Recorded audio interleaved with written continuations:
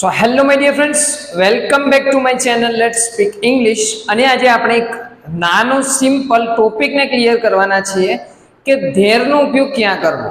વારંવાર ઉપયોગ થાય છે, કન્ફ્યુઝ કરે છે કે ધેરના ત્રણ મિનિંગ છે. પ્રથમ મિનિંગ છે કે એનો કોઈ મિનિંગ નથી. શું? એનો કોઈ મિનિંગ નથી. બીજો મિનિંગ છે કે ત્યાં. ધેર મીન્સ ત્યાં. જેમ કે ત્યાં પેન છે તો ધેર ઇઝ અ પેન. ત્યાં ઘણા બધા માણસો છે તો there are many people. So there means કે ત્યાં. ઓકે, અને બીજો ધેર છે THEIR. ધેર એટલે તેમનું, અને આ છે પોઝેસિવ એડજેક્ટિવ. ઓકે, પોઝેશન એટલે કે કોઈની માલિકી બતાવે છે. એક્ઝામ્પલ લઈ અને પછી ક્લિયર કરીએ કે ફ્રેન્ડ્સ આ બે સિમિલર છે પણ જેવો તમારો મિનિંગ નીકળે. જેમ કે બે એક્ઝામ્પલ લીધા છે કે એક પેન છે, ઓકે, અને બીજું છે કે ત્યાં એક પેન છે. શું વધારાનું છે? અહીંયા ધ્યાન આપજો કે ત્યાં એક પેન છે, ઓકે, અને અહીંયા છે એક પેન છે. તો હવે તો અહીંયા તમારે મૂકવાનું છે બંનેની અંદર ધેર. કારણ કે અહીંયા જુઓ કે પેન, પેન મીન્સ ઓબ્જેક્ટ છે, વસ્તુ છે, પણ કોઈ સબ્જેક્ટ નથી. કોઈ સબ્જેક્ટ નથી. વાક્યની અંદર તમે ચેક કરો, અ પેન, એક પેન છે, પણ સબ્જેક્ટ જેમ કે હું બોલું છું તો આઈ એમ સ્પીકિંગ, તો હું પોતે સબ્જેક્ટ છું, પણ અહીંયા સબ્જેક્ટ નથી. તો યાદ રાખો કે સબ્જેક્ટ તરીકે અથવા તો પ્રોનાઉન તરીકે એ વપરાય. એક પેન છે તો there is a pen. Okay, અને જો એવું હોય કે ત્યાં એક પેન છે તો એ ધેર ઇઝ અ પેન. શું આવે? There is a pen. ત્યાં એક પેન છે. બંને મિનિંગ છે. તમારો સેન્સ તમારા વાક્યની અંદર જો સબ્જેક્ટ નથી તો આ ધેર પ્રોનાઉન તરીકે વપરાય છે, અને અહીંયા તમારો ત્યાંનો મિનિંગ શું છે? ધેર. શું છે? ધેર. ઓકે, તો ધેર ઇઝ અ પેન, તો એક પેન છે, અને ત્યાં એક પેન છે તો ધેર ઇઝ અ પેન. બંને સિમિલર છે. Okay, clear? હજુ વધારે એક્ઝામ્પલ લઈએ કે અમારા ખેતરમાં બે વૃક્ષો છે. અમારા ખેતરમાં બે વૃક્ષો છે. તો આપણે એમ મૂકીએ કે ધેર આર. વૃક્ષ બે છે, એક કરતા વધારે છે, તો there are 2 trees in my farm. There are 2 trees. બે વૃક્ષો છે ઇન માય ફાર્મ.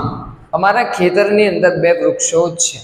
તો અહીંયા ધેર એટલે આપણે એમ પણ બોલી શકીએ કે આ પ્રોનાઉન તરીકે વપરાયું છે કે સબ્જેક્ટ નથી, અથવા તો ત્યાં તરીકે વપરાય, ત્યાંના મિનિંગ તરીકે વપરાય, તોય તમે ધેર મૂકી શકો. હું એમ બોલું કે ક્લાસની અંદર 10 વિદ્યાર્થીઓ છે.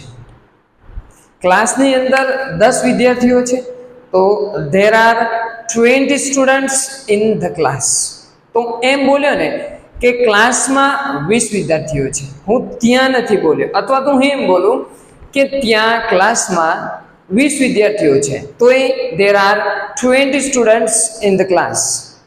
ત્યાં ઘણા બધા માણસો છે તો ધેર આર મેની પીપલ્સ. અને ઘણા બધા માણસો હતા તો શું આવે? There was many people's.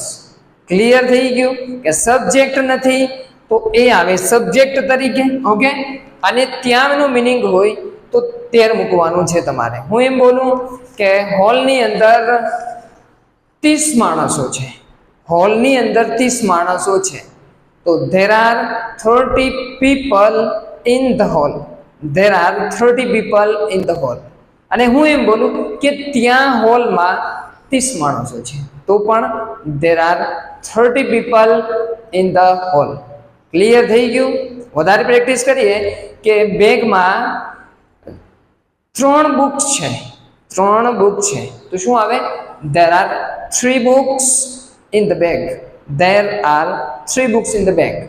મારા પોકેટમાં 2 સિક્કા છે તો there are 2 coins in my pocket.